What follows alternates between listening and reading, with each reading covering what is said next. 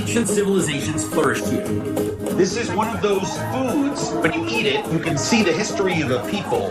Where their descendants converge in a brilliant tapestry of art, culture, and flavor. The stomach, heart, lung, unbelievable. Oaxaca. Look at how much mole is in there. Mexico's undisputed culinary capital. Very rocky. Also, can you see? Birthplace to some of the richest cooking traditions on the planet. Yeah, get that rock in there. I'm Andrew Zimmern, and this is Bizarre Foods.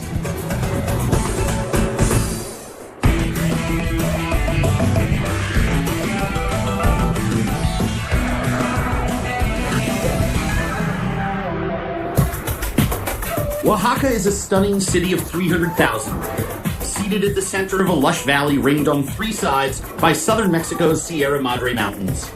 With evidence of habitation dating back to 11,000 BC, the valley was later ruled by Aztecs, and finally the Spanish. Life here is agrarian, and Oaxaca's livelihood revolves around marketing the past to tourists of today. Its soul is found in the small communities on the fringe of town. It's here you'll find traditional Oaxacans celebrating indigenous foodways, farming, cooking, and speaking the way their ancestors did. Can I hear a little Zapotec? Beautiful. Driving north of Oaxaca City drops you into rugged farmland and tiny villages incubating some of Mexico's oldest culinary traditions. As the day the rain starts, then the chicatanas will start going out. Right. For thousands of years, a local delicacy has erupted from the ground near the present-day village of San Isidro Monas. They call them chicatanas, wind dance that emerged to mate with the first rains of summer. Carlos Gavino Ramirez is the latest in a line of chicatana catchers dating back to prehistoric times. During the night, when it stops raining, they bring the baskets and collect them. Unbelievable. Maria Itaca is my translator, who's making her first ever trip to chicatana territory. I hope you're excited about this. I've never tried them. They're going to be really good. You're going to be my guide. When the chicatanas leave their nests, locals scoop up this rare treat, carefully avoiding their large pincers. And just one time during the whole year, we inhabit it, and we're here now. I am not leaving this mound. In Mexico City, a kilo of chicatanas can sell for $60 or more than 10 times pricier than local beef. Yields here are generally so small and so rare, folks keep every bite of this prized delicacy for themselves. Those big, beautiful bellies. The chicatanas are roasted, then seasoned with a puree of garlic and lime by Carlos's daughter, Alondra, with some pointers from grandmother Catalina.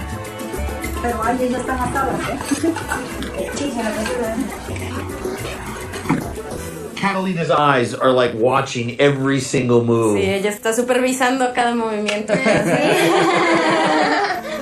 It's beautiful, but that's how you learn to cook. Así se Right? empieza. This doesn't come out of a book. These are the hands of a great cook. Las manos de una gran cocinera. Catalina's presence is more than coaching. It's transmitting thousands of years of proud Oaxacan culture from one generation to the next. Take two. La pura pancita nomás. Eso. They're like those little breath mints. One is not going to do it for you.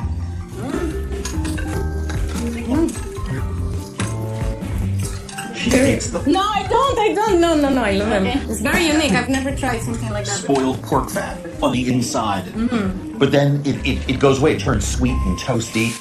Tortilla? Si no está tortilla, la hay tortillas. You eat these with tortilla? Sí, con tortilla. All right.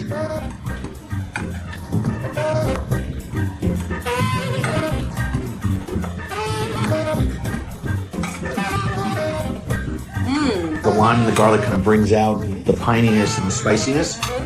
But eating it with the tortilla, it's like cheese quesadilla time. Mm-hmm. Another expression of flavor comes in chicatana salsa, mixed with toasted chilies, garlic, and lime.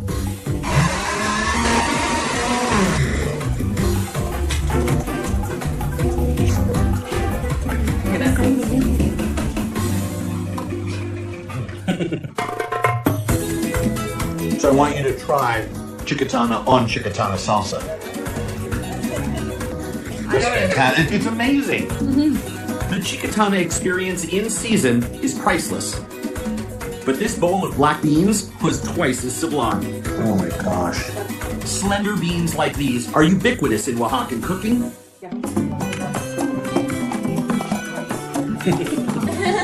They're probably pretty surprised at what they perceive as an overreaction. This is beans and water. But compared to what we taste back home, it's night and day. These are so complex. Yes. And then you mix it with chicatanas and you have a whole meal. You're in heaven. The trail north of town is filled with families maintaining the tastes of classic Oaxacan foodways. Chef Pilar Cabrera of Oaxaca's La Olla restaurant wants to show me where she gets the classic Oaxacan cheese she needs for her recipes. So how many cheesemakers are there in this part of the town? People said that many years ago everybody stopped here for cheese. Now it's few. Pilar has been buying cheese in the tiny town of Reyes Etla all of her life. It's a community renowned for their quesillo, traditional Oaxacan string cheese used in hundreds of typical dishes. 40% of the people who live here producing cheese. Produce it. But it's all done by small little groups and families all coming together. For cheesemakers Francisco Pinelo and his wife Sylvia, world-class quesillo begins with world-class milk. This is just rennet taken right out of the cow's stomach. Yeah. The rennet gets the coagulation started. You don't need much. I mean, this is how it's been done for thousands of years. 20 minutes later, and the solid curd can be separated from the liquid whey. Sylvia's arm is the preferred cheese cutting mechanism as far as I'm concerned. Cut and drained, the quesillo mixture is set aside for a day to thicken and accentuate flavor. Then, boiling water is added. Look at it starting to melt.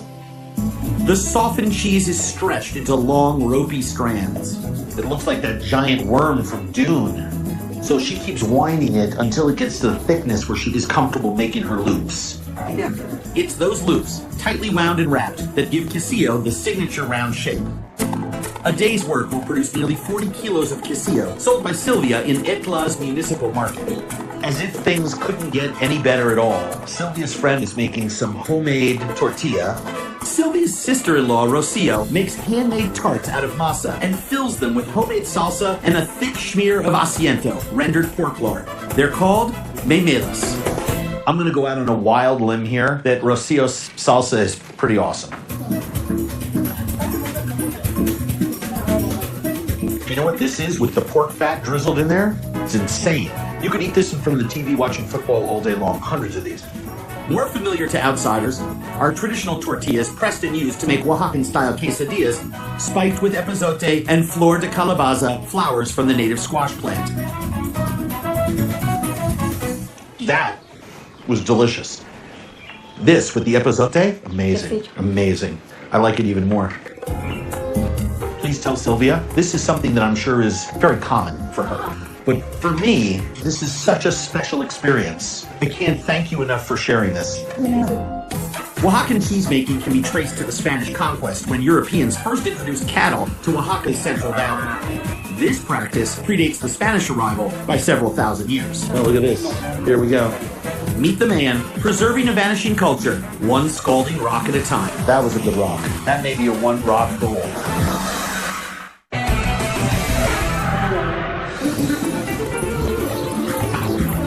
In a thatch-roofed cabana on the outskirts of Oaxaca City is one of the most uniquely regional dishes in all of Mexico.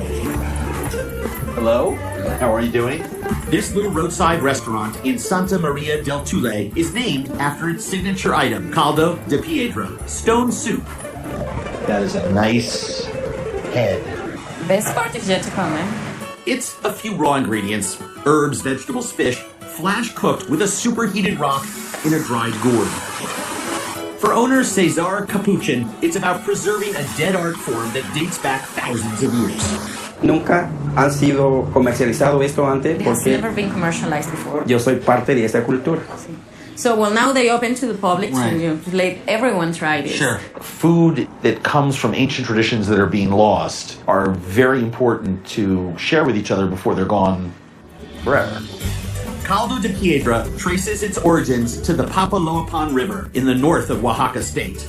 It's here that the Chinantec people developed a unique way of cooking, filling holes in the riverbank with fish and herbs, cooking them to perfection with superheated stones.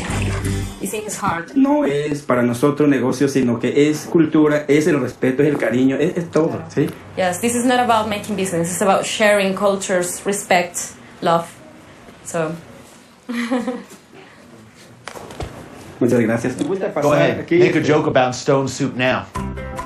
A natural wood charcoal fire provides the heat for the cooking stones, hand collected by the chef on the banks of the river that sustained his people for generations. The smell of crushed shallots and garlic with salt is just exploding. Jalapenos, tomatoes, epazote, and cilantro round out Cesar's ingredients.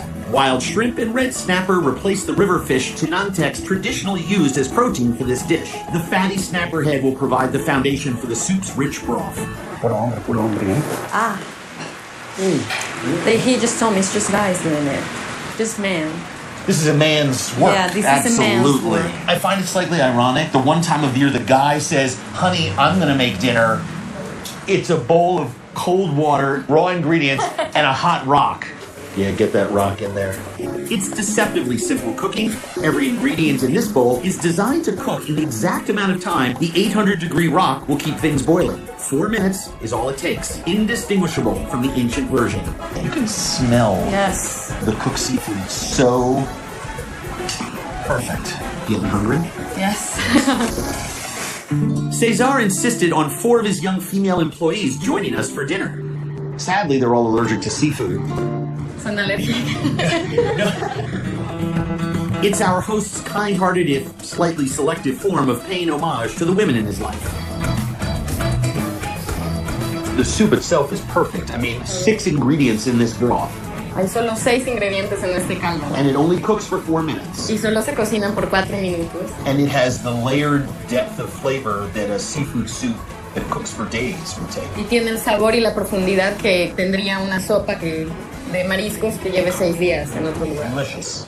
Cesar's Soup Shop is the last link in a chain dating back millennia, and sadly, before long, it will be the only link. The river system is being dammed, and the 5,000-year-old tradition won't be practiced again in the place that birthed it. They've been taking care of these traditions. That's what they are, you know, they are this. If you say to someone, oh, would you like a bowl of stone soup? You may get some strange looks. But this is food with the greatest story that nobody knows about, and it's delicious. Sí, delicioso. Así. Cheers. The trail leading out of Oaxaca is filled with tastes of ancient Mesoamerica. At Tlacolula Market, an hour west of the city, you can find them concentrated all in one place. Look at this. It's madness here. It's unbelievable. Yes. The Sunday market at Tlacolula is one of the oldest in North America. For centuries, villagers from the surrounding valley have congregated here to buy and sell one-of-a-kind Oaxacan staples. What are those? Cherries. No. Yes. It's a wild flavor. They're grassy. They're sweet. It tastes like a wild berry. Completely. Wild berries all the way. Oh my goodness. Yes. No. The Fandango Mill is one of the handful of Tlacolula mills roasting and grinding cacao beans, mixing them with sugar and cinnamon and molding them into a unique version of chocolate. Lilia Vasquez is the manager. By European chocolate standards, this is grainy and it's loaded with cinnamon. But this is chocolate. This is amazing. I mean, this is like grab you by the inside and turn you inside out. Authentic Mesoamerican chocolate is an essential ingredient in Oaxacan cooking, infused into breads, hot chocolate drinks, even medicine. And do you want to know how long people have been eating chocolate in Oaxaca? ¿Sabe por cuánto tiempo han estado comiendo chocolate la gente aquí? Thousands of years. Yes. Do you know how long they've been eating chocolate in Europe? A couple hundred. Couple hundred, yeah. 500. End of argument. Chocolate is just one ancient tradition thriving in Tlacolula's bustling market. A grainy bowl of tejate is another. This is one of those foods, when you eat it, you can see the history of a people.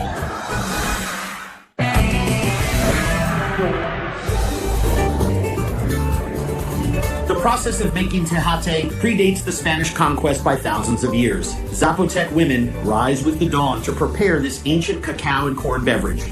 Maria Itaca and I came to the village of San Marcos Tlapozola to taste what everyone says is the finest tejate in the region that made it famous. Ironically, just looking at where we are right now, at the end of this whole thing is something to drink. Yes. Yeah. Tejate takes up to 8 hours to make, requires a laundry list of ingredients, and has to be made by hand. Florentina Aquino and her mother Sylvia are the latest in an ancient line to make it. She says it's a slow process, but we like slow processes, right? Slow is an understatement, but everyone says it's worth the wait. The ancient process starts with corn, boiled in a watery mix of ash and limestone. A clutch of fresh cacao seeds is toasted over the clay comal. The seeds of the mamey fruit are roasted, crushed flat, and roasted again to release their oils. The work can take 4 hours or more, and this is just the first step. This is why I love Oaxaca, because they are really stubborn when it comes to preserve these traditions. They should be. See. The women who make tejate regularly are called tejateras, and some have begun modernizing their process. Not Flora and Sylvia. They still peel the toasted cacao seeds by hand, then roast the petals and the stems of the Rosita de Cacao, flowers of the native funeral tree for their tejate. Toasted pecans round out the mixture. They said that Zapotecs used to drink this before, fighting or whatever they like. Hardcore activities. Any hardcore activities. Yes. Which is why, on a market day being a Sunday, where no farmers are going to work, the farmers are drinking it so they can have more fun with Mrs. Farmer. Toasting complete. The corn is removed from the ash and limestone water. It's that ash and limestone that imparts a smoky sweetness into the mixture. Equally sweet is catching mother and daughter conversing in their mother tongue, Zapotec. The languages of the first peoples around the world are so insanely beautiful. Yes, they are. Yes, this It's is a pure beautiful Zapotec. language. Thank you very much. To finish making such a large batch of tejate, we need to put some of the ingredients through a grinder, a short walk to the village mill, and the one spark of modernity sneaking into this time-honored process. Sylvia and Flora bring their mixture here each morning, efficiently grinding the cacao and mamey mixture to a thick brown paste. Then, the ash and limestone-infused corn. This is old school all the way. Yeah. I could just smell this all day long. Back at the family compound, the fresh ground cacao and mamey is rolled by hand, then folded into a masa corn mixture. This paste, believe it or not, is going to become a drink that locals in the market have been waiting for all morning. And so, the tejate base is wrapped and transported down the mountain by 4 generations of cruise women to their makeshift stall at Tlacalula's Sunday market. So then they mix it with ice water. Yes, it has to be very cold water in order to preserve the texture and the taste. Carefully mixed with purified water, the paste liquefies and takes on tejate's traditional dishwatery hue. That grainy white foam is the sign of properly cooked tejate and a signal to the gathered mass of customers, young and old, that this cold, refreshing tejate is ready to serve. Delicious. Fantastic. It's like a whole meal, really. Well, the foam is the sign of quality. Yes. It has an element to it almost like chocolate milk, but Yeah, it's better. Yes, it's very flavorful. It Yeah. has different layers of flavor, different It's textures. really, really It's very awesome. rich. Yes, she says it's the beverage of our ancestors. Yes. This is so beautiful. So beautiful. Muy rico. It's a great connection to your culture. Tlacalula's market is filled with reminders of Oaxaca's roots. Navigating the market's primeval meat section reveals more tastes you won't find back in the city. Oh my God. Oh my God. These beef organs were butchered and left to dry 48 hours in the sun. This is the really old stuff. Yes. Do you have any corazon? See? Unsalted, unsmoked, just air and time. It's a style of meat preservation practiced here for centuries, with the gamier cuts preferred by customers craving an extra layer of nuanced flavor. We're taking some of the aged intestines, a bit of fresh tasajo, and a thin slice of 2-day-old air-dried beef heart. And how long should I cook it for? ¿Durante cuánto tiempo lo tenemos que cocinar? Ahorita. Pero 5 minutos, unos 5. When it turns yellow, When then it turns yellow. Communal grilling allows each customer to cook their meat the way they like it, with a battalion of ladies hovering to make sure the big gringo cooks it the way they want him to. Everyone's looking out for us. oh yes, they're spoiling. Yes, ooh, the heart's ready. Lunch comes with fresh tortillas, charred scallions, and roasted chilies, courtesy of our gracious hosts. Gracias. The intestine is charred, milky perfection. The beef heart is akin to eating dried fermented jerky. I'm just gonna eat it plain because I want to Yeah, I want taste to how try funky it is. Yes, I want to know as well. A little gamey. Yeah. reminds me a bit like chicharrón. It's very beefy, but you can taste that little bit of age spoiled You do. cheesiness. Exactly, it's cheesiness, yeah. It's great. Wow. I've broken hearts, but not eaten.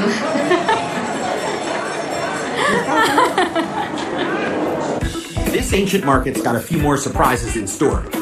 So does the route leading back to town. Oh my God. Meet the team bringing indigenous Oaxacan food into the mainstream. There's a lady. It's a lady as well. Cheers. Salud. Cheers, yes.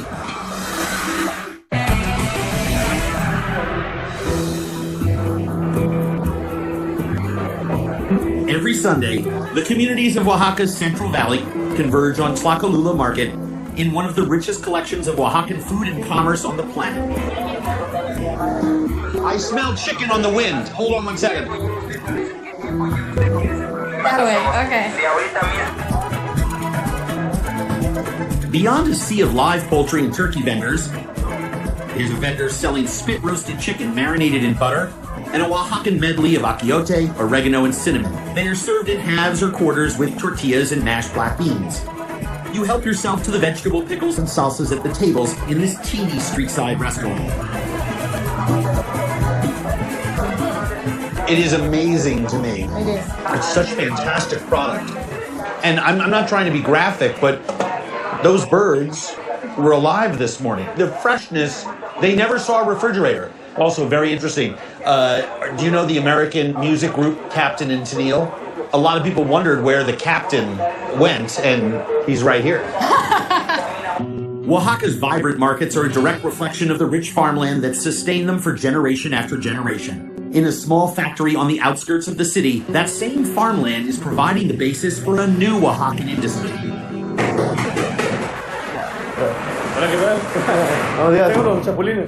Oh my God.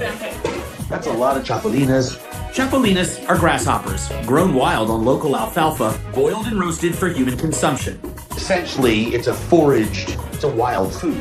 Folks in Oaxaca have been harvesting them for centuries. The Inalim company wants to take them global. The size between these grasshoppers will tell you whether they are male or female. The male is the slim one, and the thicker one is the female. There's a lady. It's a lady as well. Cheers. Salud. Cheers, yes. Incoming grasshoppers are immediately tested for color, aroma, and any contaminants that could ruin a good batch. It's also an opportunity to sample one of my favorite foods at the peak of freshness. How can you taste this and not love the combination of mushroom, lime, native grasses? It's just an incredible combination of flavor in this tiny little food. Inalim partners Hugo Sandoval and Roberto Perez are exploring ways to harness this classic Oaxacan flavor and export it around the world. Their business supports 70 full-time employees and a local network of farmers and ranchers supplying fresh chilies, vegetables, and of course, grasshoppers. It's been a whole process, to refine every step to decide when is the best season to catch them, when are they growing. They've been studying this art for 10 years. Amazing. After further testing for water weight and protein content, 20, we just passed 20. No idea why that's even important, but I just wanted to note that. approved grasshoppers are sent to the production floor for cleaning, disinfecting, and seasoning. So washed in the chili water, obviously the chili has antiseptic properties and helps clean them as well, but it also brines them essentially in that chili water, so then when they're toasted, they take on a little bit of heat as well. Yeah. It's a great idea. Yes. It's a great idea. It's a secret. It's the secret of the We're not going to tell anyone. The process may appear modern, but every technique here draws inspiration from centuries of Oaxacan chapulín tradition. They go to the little villages and they learn how the locals do it there, and then they can bring it here and try to mix these two processes between the industrial and the homemade process. So there's an anthropological component to this. Totalmente, yes, sí. The chili-infused grasshoppers are dried with salt and lime, dehydrated, and sifted to separate the spindly legs from whole bodies. It's those legs that form the base for inalim salsas. The rest of the insect is reserved for a higher purpose. It's so good warm. Yes. I mean, Fresh. I love that it's all made in small batches. Whole grasshoppers, baked 2 hours at 250 degrees, tossed in a canola-fried mixture of house-sliced garlic and chili de arbol, topped with peanuts. This Chapulín trail mix is Ina Lee's paramount invention. If you go in the market into these typical little restaurants, you will find this snack. That's the star. The chili and the peanuts and everything, it just works so beautifully. Yeah, the whole combination is like a marriage made in heaven, eh? To date, Hugo and Roberto have created over 50 unique products showcasing the authentic flavor of Oaxaca. They're now turning their attention to expanding markets in Europe and the United States. Taste of Oaxaca in acá. The future, being written by young entrepreneurs like Hugo and Roberto, is irrefutably tied to the proud institutions enduring in Oaxaca's rich markets. It's like the world's largest fava bean. What Oaxaca's greatest chef does with those institutions is nothing short of spectacular. This is Oaxacan grandmother food. Bumped up a notch or two.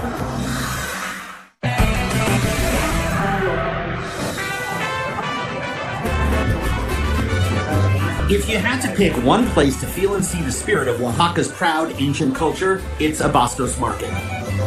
A sprawling 4-acre commerce hub where local crafts and ingredients pumped in from the surrounding valleys and villages are bought and sold. So I come here to do my shopping, but in reality, shopping is an excuse. I come here to have breakfast. Alejandro Ruiz is Oaxaca's chef laureate, credited with bringing Oaxacan cuisine to the forefront of Mexico's culinary consciousness. At the age of 6, he made daily pilgrimages to Abastos to sell cheese with his mother. Today, he draws inspiration from the hundreds of Oaxacan classics cooked and served here. Look at the type of tasajo she's got. Tasajo, a super thin slice of dry-aged top round, is iconic in this part of Mexico. Here, it's used in a memela, a small breakfast tortilla with fried egg and house-made molcajete salsas. Valentina Pachoco Hernandez has been cooking them in Abastos for over 32 years. Wow. She salted it, aged it, dried it. When you start chewing, it's like a really expensive New York City steakhouse. Seriously. I come here to do that. When I feel like to have that nice steak, I come here. Valentina, delicioso. Sí. Gracias.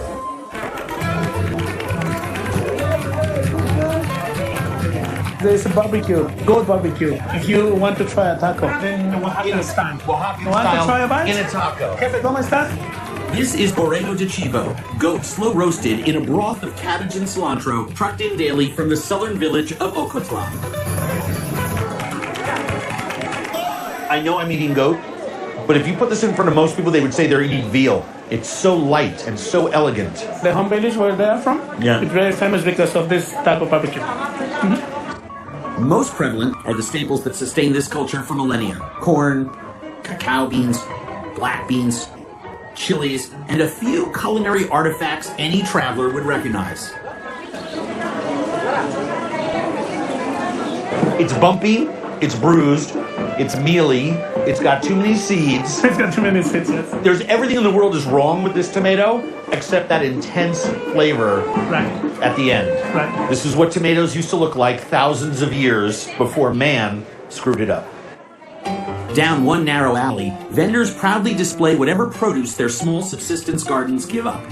In Oaxaca, we have a concept in food for criollo. Means locally grown, Right. full of flavor, maybe not perfect, but tasty. Criollo takes all forms in this colorful corner of the market. All these vegetables and fruits are undiluted ancient strains and species, like a seasonal varietal of avocado that Alejandro says you can eat, skin and all. Oh my God, you're right. The skin is very soft like a peach. More surprising was the giant legume lurking behind those avocados.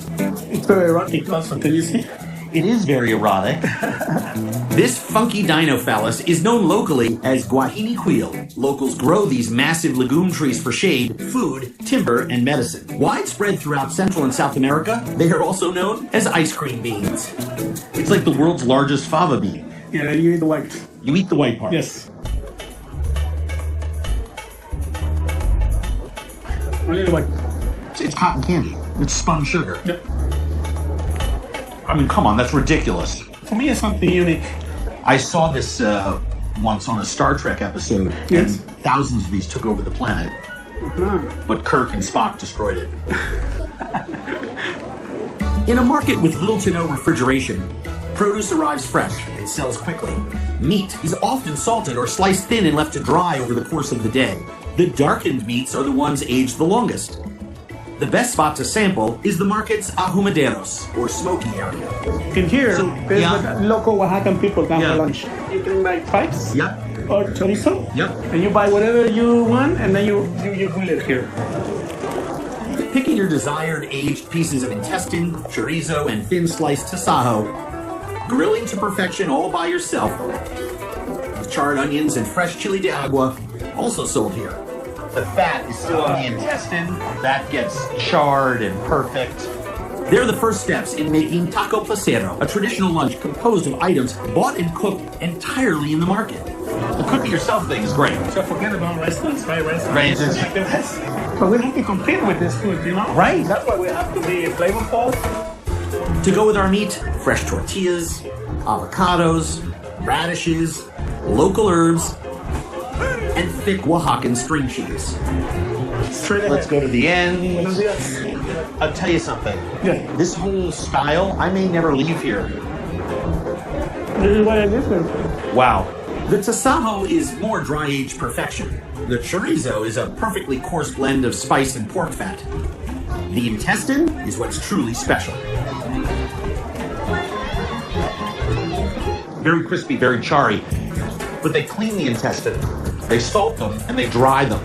But the result is a piece of meat. It's the best bite on the animal, right? When it's done like this. Yeah. If you don't eat things like this, you are missing pleasure. Oh my God! I think you're as happy here as you are doing the much more complex restaurant food that you're famous for. I live on that, and Yeah. this is my life. Abastos is filled with stunning tastes of Oaxaca's culinary heritage. Wow. Look at how much mole is in there. Beautiful. Seeing that heritage translated in the hands of the city's finest chef is magical. And then the taste is so sweet and meaty.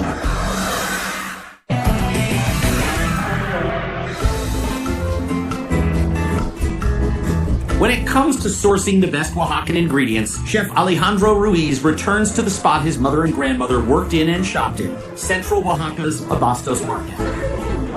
This is crazy. Mountains of every kind of chili. This is where you buy your chilies, Yes, right? yes, sir. For 50 years. El Chilar is one of 100 Abastos vendors specializing in local grown chilies. Dried, smoked, or roasted, over 30 different varieties. Back home, they're too dry. Yes. Here, a dry chili means it's like leather. So then you can dry it more, Right. or you can fry it, and you can do all the things with it, right? And the flavor, if you open it and smell it, Now- smells like a plum, no? Like a aged plum. Dried chilies like these serve as the basis for the tentpole of Oaxacan cuisine. Mole is a sauce dating back to pre-Hispanic times. The best varieties can take days, even weeks to prepare. Vendors here offer dozens of pre-made mole. The real stuff comes hidden in humble homespun items cooked fresh in neighboring villages. Wow. Look at how much mole is in there. Beautiful. For 40 years, Aurora Elena Ramirez Perez has handcrafted empanadas amarillo, yellow mole fused with chicken, onion, and cilantro. Not bad. Are you kidding me? This is why I don't understand people who visit a place and don't eat the street food. She's made 30 of these this morning and brought them here to sell today. And when they're gone, they're gone. Yes. And that's her business. So why would you not think that this woman makes the best one on earth? Of course she does. And also her mom and Yeah, and her mom, yes, exactly.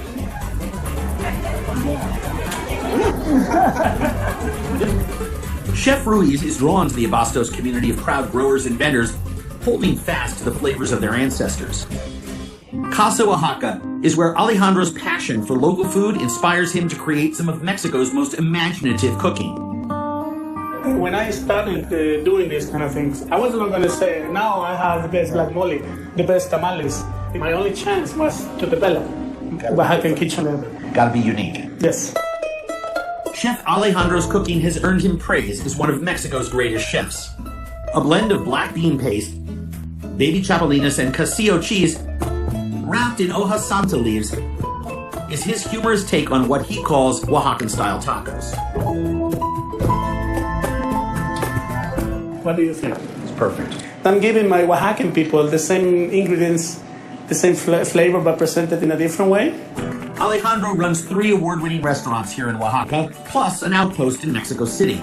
He remains committed to using only local ingredients and reinterpreting classic Oaxacan dishes, like that yellow mole we tasted in the market, in brilliant new ways.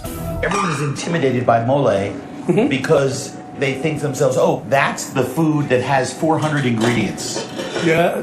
But sometimes it can have 5. I can give you a recipe of mole made out of 6 ingredients. This one. It begins with 2 varieties of chilies, sun-dried, roasted, and boiled 5 times to amplify the flavor and mitigate the spiciness. We don't use the chili only because of the spiciness. We use it because of the flavor. The chilies are matched with garlic, roasted peppercorns, allspice, and an iconic local mint called pitillona. And when I was a kid, my mom, she was making tortillas and she would put pitillona in there. And that was my lunch. So I still try to incorporate them into this traditional food, no? The magic is in the rabbit broth, serving as Alejandro's mole base. The aroma on this is so herbal. It's a beginner. And then the taste is so sweet and meaty. It's gorgeous contrast, and it's just broth. Yeah, it's a broth. Don't say it like anyone can go out and do it. This comes from many years of talent, chef.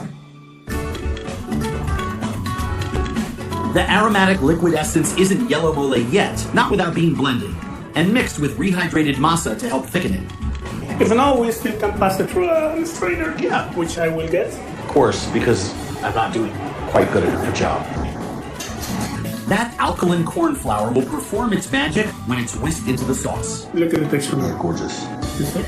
And then the aroma of the kitchen. This kitchen is full of this aroma. It's just amazing. Rabbit legs were seared and cooked sous vide in chili butter, charred a minute for additional impact, paired with green beans, carrots, and coyote.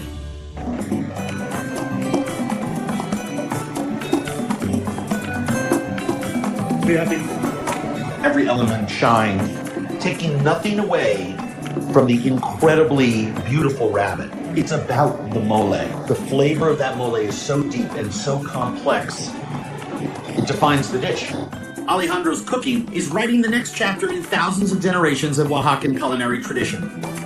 It's painful, I think, sometimes for people to taste food like this and know that there's only one place to get it. This is Oaxacan food. This is Mexican food.